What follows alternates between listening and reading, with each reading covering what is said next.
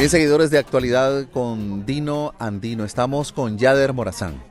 Yader Morazán es uno de los símbolos de la lucha de la resistencia nicaragüense, del pueblo azul y blanco. Viene de una familia que ha luchado fuertemente durante toda su vida en pro de la justicia. Son de origen sandinistas. Su papá fue guerrillero, combatió contra la dictadura de Somoza, combatió en contra de la contrarrevolución, y su hermano Yasser también es un muchacho muy destacado y reconocido en la lucha azul y blanco. Yader, un abogado que, como todo hombre digno nicaragüense que decidió salir adelante en medio de la represión de esta dictadura, renuncia del Poder Judicial después de tener un puesto importante ahí en el Poder Judicial. Yader, qué bueno tenerte aquí con nosotros. Mucho gusto, Dino. Conversar con vos aquí en Houston, Texas. Sabroso el clima aquí en Houston, por cierto. Yader, contanos un poco acerca de tu testimonio. ¿Cómo salís vos del Poder Judicial? ¿Vos sos o fuiste un militante sandinista formado dentro de las filas del Frente Sandinista? Tu familia es sandinista, sí. Pero cuando esto se recrudece, vos les das la espalda. ¿Qué pasó? Bueno, la verdad, los acontecimientos de abril ya no era un asunto de política sucia a la que estábamos acostumbrados, sino que ya estábamos hablando de acciones criminales en contra de la población, y yo, pues, perteneciendo a un poder del Estado que castiga precisamente la criminalidad, nosotros no podíamos estar fríos o estar neutros en una situación como esta. A partir de ese momento, pues yo creo que las cosas hay que ponerles nombre, y las acciones que estaba cometiendo el Frente Sandinista ya eran acciones delincuenciales, que se estaban, incluso el Poder Judicial, participando en garantizar impunidad a estos personajes del Estado. A partir de eso, pues, a manera interna las cosas se manejan, se quiere vincular, pues, al Poder Judicial, y la mayoría de los trabajadores no se prestaron. No se prestaron en su totalidad. Sin embargo, comenzó una represión interna. A partir de ese momento, pues, comienzan el hostigamiento hacia las personas que estábamos allá adentro, y comienzan a molestarnos de una u otra manera, a ponerle pretexto a nuestro trabajo y a ser señalados. Nos teníamos que cuidar de otras personas que sí estaban prestándose a las acciones criminales del frente. Yader, pero ¿cuánto tiempo estuviste vos en el Poder Judicial? Bueno, en el Poder Judicial yo entré en mayo del 2010 y salí precisamente el 8 de agosto del 2018. Es decir, yo viví la represión dentro del Poder Judicial y vi también la evolución que tuvo el Frente Sandinista, la forma en cómo fue permeando la estructura institucional y cómo fue evolucionando. Primero se hacían actividades de forma clandestina, las invitaciones a las actividades político-partidarias se hacían de manera muy solapadas, se hacían de voz, no había evidencia escrita. Sin embargo, ahora vemos que hasta en los pasillos principales del Poder Judicial se comparten afiches haciendo alusión no solamente al Frente Sandinista como una corriente política, sino que también adorando, pues, a Daniel Ortega. Ok, adorando a Daniel Ortega. Quiero entender una cosa. Vos venís del Frente Sandinista, pertenecías al Frente Sandinista, sos militante, eras militante, tenías tu carnet del partido, te estabas dando cuenta de las cosas que estaban sucediendo, pero a pesar de eso continuabas dentro. O sea que vos, como esta nueva generación de sandinistas, venías observando que habían muchas anomalías, venías observando que habían mucho autoritarismo y violaciones incluso a la misma ley dentro del Poder Judicial, y esto te venía ya calando desde entonces. Bueno, mi historia es parecida a la de muchos jóvenes, que realmente nosotros crecimos con un discurso que justificaba todo de la década de los 80, y un discurso que también vendía esperanza después de estos procesos de corrupción de los gobiernos neoliberales que estuvieron. Pero sin embargo, a partir de que el Frente Sandinista asume el poder, nosotros, por ejemplo, en mi caso particular, me doy cuenta que habían pasado 2 o 3 años y no mirábamos reformas incluso al sistema jurídico, al sistema en materia financiera, y de pronto el Frente Sandinista se ha sentado sobre el mismo sistema jurídico que había criticado durante muchos años, y estaba haciendo una especie de continuidad a los famosos 16 años neoliberales. A partir de ese momento, pues obviamente uno se comienza a dar cuenta que que el Frente Sandinista no era lo que te había vendido al menos en la campaña política, y comenzamos a hacer, pues en el caso de mi hermano, él se separa primero del Frente Sandinista y comienza a hacer críticas desde afuera. Yo, sin embargo, creía que era importante hacer la crítica desde adentro y tratar de encauzar un poquito el partido político que ya había sido secuestrado por Ortega. Pero que hagamos algo más para evitar más muertes en las calles. Bueno, ¿qué le puedo decir? Tendría que pasaría el mensaje a los hermanos, porque él es, ¿verdad?, el representante. Claro. Y yo estoy tomando nota. Si tiene algún teléfono, usted me lo brinda para dárselo a él y a ver si se pone en contacto con usted, ¿le parece? Bueno, yo le mandé un correo electrónico, de todas maneras, sí, de todas maneras la respuesta quizás no tiene que ser directa o personal, sino que sea, pues, digamos, pública, que los nicaragüenses estamos esperando algo más. Sí. ¿Cómo no, Yasser? ¿Cómo no? Con todo gusto. Muchas gracias, que tenga buen día. Gracias a usted. Ok, Yader, todo eso es comprensible. Pues vos ya venías con un pensamiento crítico desde el Poder Judicial, pero llega el 18 de abril, Yader. ¿Qué pasó con vos el 18 de abril? Bueno, dentro del Poder Judicial ya todo el mundo conocía mi postura. Mi postura siempre ha sido una postura crítica. Incluso mi papá, que dentro del ejército, quienes lo conocen saben que él tenía una postura igual. Ya lo de abril ya era una cuestión de actividades criminales en contra de una población desarmada. A partir del 18 de abril yo recuerdo que nosotros, eso fue creo aproximadamente un jueves o viernes, nosotros regresamos el lunes. Bueno, nos informaron que no había trabajado creo el viernes, algo así. Nosotros el día que regresamos el lunes, en Matagalpa todos comentábamos lo sucedido. Recuerdo que en su totalidad los trabajadores del Estado habían dado lo que creemos nosotros como un espaldarazo. Incluso los cuadros políticos que eran de manera activa dentro del sistema de justicia eran cuadros que se habían relegado y en ese momento pues quedaron como una especie de incertidumbre de lo que estaba sucediendo y muchas personas abandonan, por decir, el barco. Los trabajadores nos quedábamos viendo y como que nos veíamos como que era el momento que habíamos liberado de las cadenas, porque pues mucha gente, incluso militantes, eran obligados a asistir a actividades político-partidarias donde se pasaban listas. Ok, entonces llega este 18 de abril y los toma ustedes siendo todavía miembros del Frente Sandinista. Tu papá, un ex guerrillero, seguía siendo miembro partidario del Frente Sandinista, es decir, militante, y tu hermano es el único que ya se había separado. Pero ¿cómo se da este punto de quiebre ante la represión? ¿Cuál es la decisión que toman ustedes, vos, tu papá, tu hermano? Bueno, las conversaciones que nosotros teníamos como familia era de que esto ya era algo que había rebasado, incluso las costumbres tradicionales de política sucia que había en Nicaragua.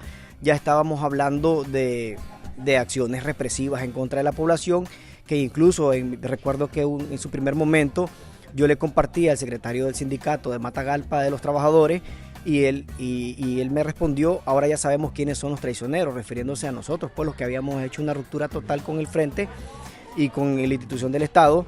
Y entonces yo me recuerdo que le respondí: sí, ahora ya sabemos quiénes son los que agreden a la población, ya sabemos quiénes son los opresores.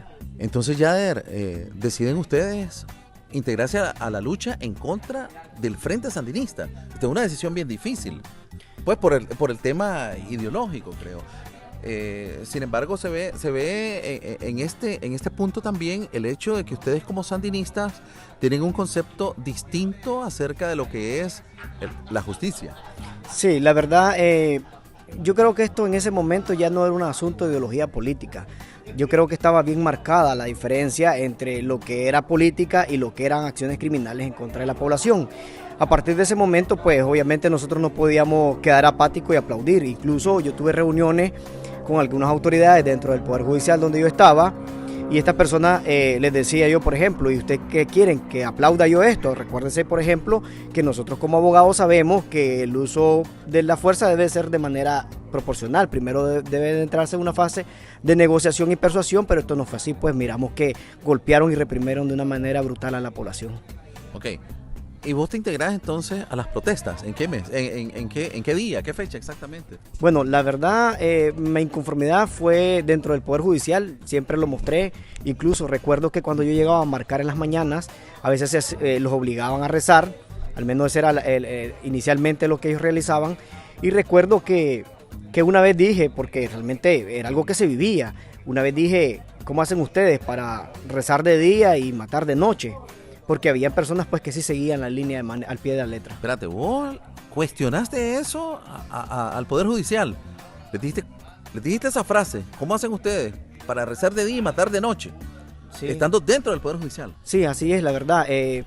Siempre fui como una persona que se me catalogó como una persona rebelde. Siempre dije lo que pensaba. Incluso desde mucho tiempo atrás a mí se me invitaba a ser parte como maestro de ceremonia en algunas actividades políticas y yo pues rechazaba porque me parecía que muchas cosas eran bastante ridículas, sobre todo leer por ejemplo los discursos de Rosario Murillo. Recuerdo que una vez se me dijo, mira, necesitamos que vos hagas esto, y yo recuerdo que dije, creo que se equivocaron de persona, yo soy bastante espontáneo y estoy seguro que voy a hacer gestos de que eso es una total ridiculez leer cosas como estas. Que no se atrevan a jugar como hicieron por un tiempito los miserables, que no se atrevan a jugar con la paz, que no se atrevan a jugar con el derecho de todos al bien para todos, que no se atrevan a jugar con la tranquilidad de las familias nicaragüenses. Ok, empezó la represión desmedida, no sé si estamos en abril, ¿en qué momento vos empezás a cuestionar a tus propios dirigentes, a tus propios jefes dentro del Poder Judicial por lo que estaba pasando? ¿Y qué fue cómo viviste todo ese conflicto, esa etapa? Bueno, la ruptura mayor que se tuvo en Matagalpa, si no mal recuerdo, el 21 de abril, un juez suplente de la zona norte, de la zona de San Ramón, precisamente, de nombre Otoniel Arau. Este señor apareció con una subametralladora Scorpion disparando en contra de un grupo de manifestantes en lo que se encontraba mi papá y mi hermana. Y en ese momento nosotros hicimos pues públicamente un rechazo hacia eso que pasaba. Recuerdo que el lunes que yo llegué al Poder Judicial, a mí me preguntaron, ¿es cierto que vos dijiste esto del fulano de tal? Y que lo había publicado en Facebook. Y yo dije, sí es cierto, lo que él hizo era una total estupidez, porque aún teniendo razón, esto no había manera de justificarlo. Mira, están esturcando, acá en Maya, mira, por Alexis, mira, por Alexis. ¡Ay, pues puta!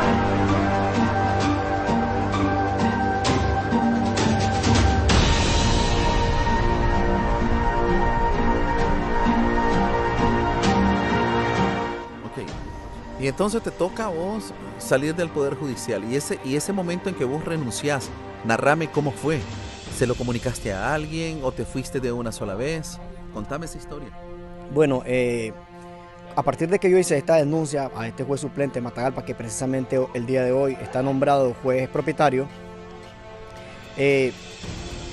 a mí me comenzaron a presionar dentro de mi trabajo, comenzaron a ponerle espero, a ponerle etcétera. Entonces un día yo dispuse de sentar a mi jefe y decirle, hombre, seamos claros, aquí somos bomberos y ninguno se pisa la manguera, ¿de qué se trata? Y para evitarle problemas yo dije, se la voy a poner fácil, voy a declinar del cargo de confianza que representaba estar al lado de él y decliné el cargo. Me dirigí a las autoridades superiores y le dije, aquí está mi declinación del cargo, trasládeme donde ustedes quieran, siempre dentro de la circunscripción y manteniéndome obviamente el nivel del cargo que tenía. Sin embargo, ellos me mandan donde aquel juez que yo había denunciado y que había dicho en reuniones político-partidarias que quería mi cabeza y la de mi hermano. Ya en ese momento, Yader, ¿cuál es la disposición que hay dentro del Poder Judicial? Vos decís, aquí está mi cargo o estás pidiendo un traslado. ¿Qué deciden? Bueno, ellos realizan un traslado, en 24 horas me resuelven el traslado y me están mandando precisamente donde el juez que yo había denunciado, y es una decisión que yo no estaba de acuerdo y que apelo, y mi apelación la oriento en 3 direcciones. Primero le digo al magistrado presidente, el señor Ordóñez en Matagalpa, que la decisión era ilegal, era ilegítima y la misma atentaba contra mi vida y la buena andanza del sistema de justicia. ¿Por qué pensás que atentaba en contra de tu vida esa decisión? Porque era claro que el jefe de las turbas en Matagalpa, que era el juez suplente en ese entonces, había disparado contra una manifestación y había dicho que quería mi cabeza. Creo que todos los elementos estaban dirigidos a creer que pues es una situación de peligro en mi contra. Yader, quiero estar claro de una cosa. ¿Crees que había un plan para atentar en contra de tu vida?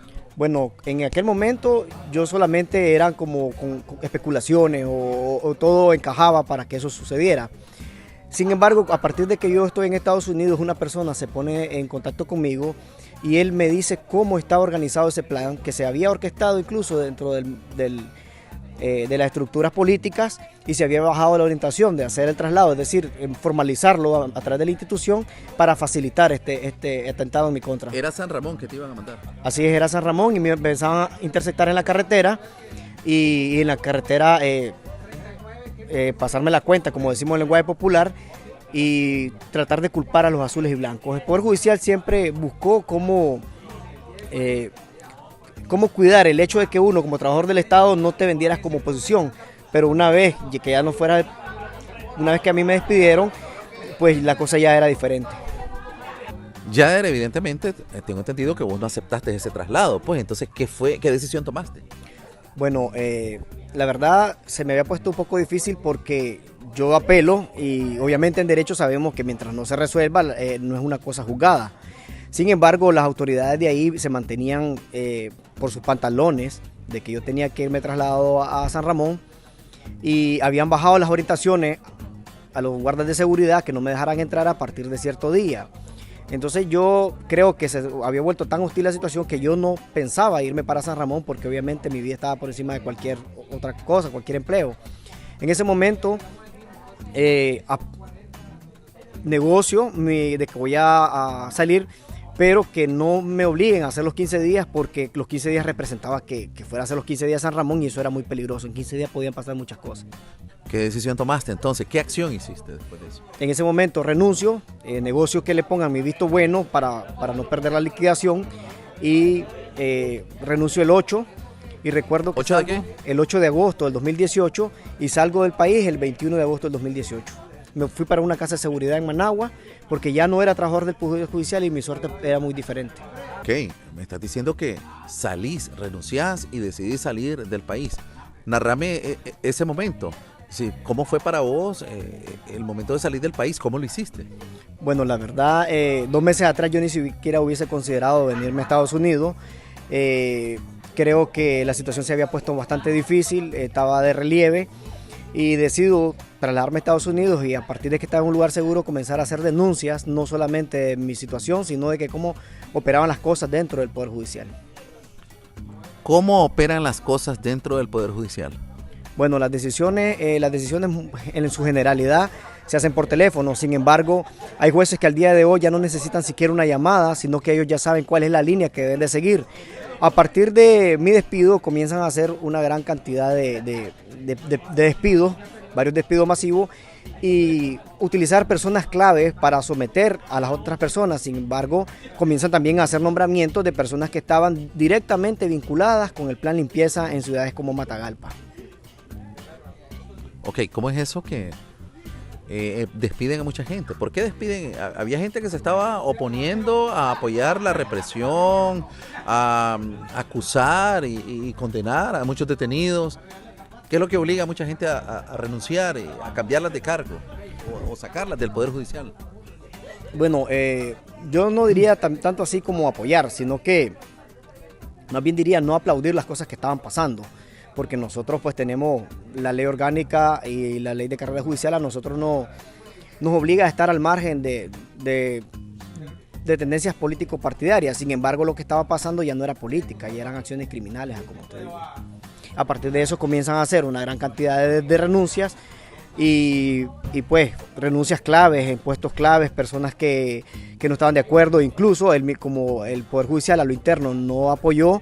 En su generalidad, los cuadros que ya estaban estructurados cambian al magistrado de la circunscripción. Recuerdo que otro de los cambios que hicieron es comienzan a reestructurar los cuadros políticos y comienzan a emerger nuevas figuras. Entonces, ¿qué pasó con tu vida? ¿Vos saliste y cómo fue tu salida? ¿Tuviste algún problema? ¿Por qué a los Estados Unidos?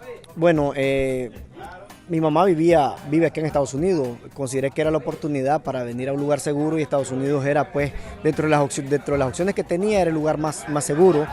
Era el lugar donde me permitía también compartir mi historia, me permitía seguir en la lucha y compartir una visión jurídica de lo que estaba pasando y tratar de ponerle nombre a las cosas que estaban sucediendo.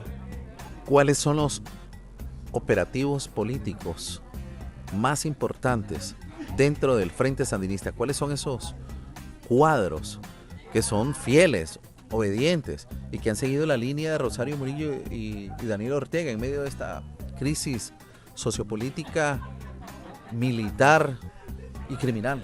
Bueno, una de las personas que ha tomado, incluso ahorita en Matagalpa recientemente, se presentó como el sucesor de Rafael Solís, el doctor Marvin Aguilar, que es la persona también que siempre ha encabezado las quejas o los trámites disciplinarios, que son instrumentos que ha utilizado la Corte durante mucho tiempo para tenerlas. Vos presentás una queja, las tienen dormidas, pero de pronto el juez no le conviene o no lo quieren tener ahí, entonces esa queja la tramitan y la resuelven en 2 días, precisamente para deshacerse de esa figura que no les interesa.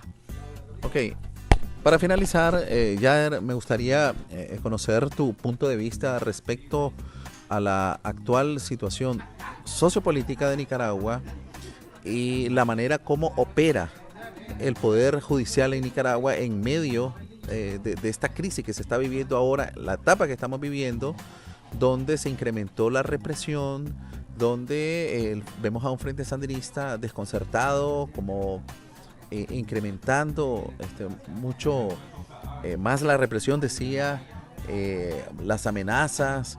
¿Qué es lo que está pasando desde tu punto de vista? Bueno, la verdad, el Frente Sandinista no tiene el control total del Estado y el Poder Judicial no es la excepción. Por eso es que vemos que las causas penales solo están cayendo en manos de 7 u 8 jueces en Managua. Sabemos que el Frente Sandinista tiene en cada uno de los departamentos los jueces fuertes, que decir así, y otros que no han podido someter, y muchos trabajadores que al día de hoy pues han sido piezas claves en esta lucha, porque son personas que nos están compartiendo información o las formas de operar que tienen. Esto hay que verlo como una estructura criminal, que cada quien tiene asignaciones de roles, tienen tareas dirigidas que son controladas, que son planificadas y que son ejecutadas precisamente por estos cuadros políticos que operan dentro de esta actividad criminal. Jueces que han cometido delitos como diferentes delitos a favor del frente y en contra de la población, y que se ha prestado precisamente en esta fase de la represión, y que es una cosa interesante porque durante mucho tiempo el Poder Judicial, yo te puedo decir que desde el 2000, para hacerte un cálculo vago, desde el 2013 como hasta el 2017, había un problema institucional entre quién medía más fuerzas con la policía. El Frente Sandinista le bajaba orientaciones directamente a la policía, orientaciones que no eran aplaudidas dentro del Poder Judicial y que se quejaban en las altas estructuras dentro de este poder del Estado. Yader, vos dijiste, fuera de esta entrevista, hablabas que hay mucha gente que no logra percibir la importancia, el papel que juega el Poder Judicial dentro de toda la situación política de Nicaragua. Mucha gente adjudicamos al ejército, a la fuerza de la policía, a la fuerza de los paramilitares, a las armas, la fortaleza de Daniel Ortega, de por qué es que todavía permanece en el poder. Desde tu criterio, ¿qué papel y qué músculo tiene realmente el Poder Judicial en medio de todo esto? Bueno, el Poder Judicial tiene bastante relevancia, porque si recordamos, Daniel Ortega comienza a tener el control de las Fuerzas Armadas, comienza a tener el control de otros poderes del Estado precisamente a través del Poder Judicial. Nosotros vemos que incluso durante el tiempo que gobernaron los famosos 16 años neoliberales, vemos que Ortega se sale con las suyas en el caso Soy la América, para poner un ejemplo. Es decir, él comienza a socavar a jueces, comienza a comprar para poder someter a los demás poderes del Estado, y como la corrupción era algo que estaban involucrados muchos, era fácil tenerlos del pelo, por decir así. En esta fase de la represión se vuelve a reactivar el papel que juega el Poder Judicial y comienzan a reprimir de esta manera. También sabemos, por ejemplo, que la reelección viene precisamente del Poder Judicial, y el Poder Judicial es una pieza clave, porque de no haber un control del Poder Judicial, estoy seguro que no hubieran paramilitares en las calles, ya que estarían siendo procesados en este momento. Bueno, muchas gracias, Yader, desde Houston. Y aquí, ¿cómo la estás pasando? Y esto sería un mensaje final, ¿verdad? Porque vos y yo estamos en la posición de ser exiliados, de ser refugiados en nuestros países. ¿Qué significa para vos, un profesional del derecho, estar en el exilio? Bueno, la verdad creo que la solidaridad del pueblo nicaragüense ha sido tan grande que hemos encontrado un cambio de trinchera, de batalla, ahora desde el exilio, desde el desplazamiento forzado, y tratar de cooperar un poquito desde lo que sabemos, desde compartir mensajes, compartir igual experiencias, esperanzas para la población y seguir luchando siempre para la liberación de Nicaragua. Seguir luchando para la liberación de Nicaragua son las últimas palabras de Yader Morazán aquí en este espacio de Más Allá de las Fronteras con Dino Andino, en actualidad con Dino Andino. Gracias. Le recomiendo que comparta esta entrevista con sus amistades para que pueda llegar a más personas y así podamos seguir defendiendo esta trinchera de lucha. Es una trinchera en contra de la dictadura de Daniel Ortega y Rosario Murillo. Gracias.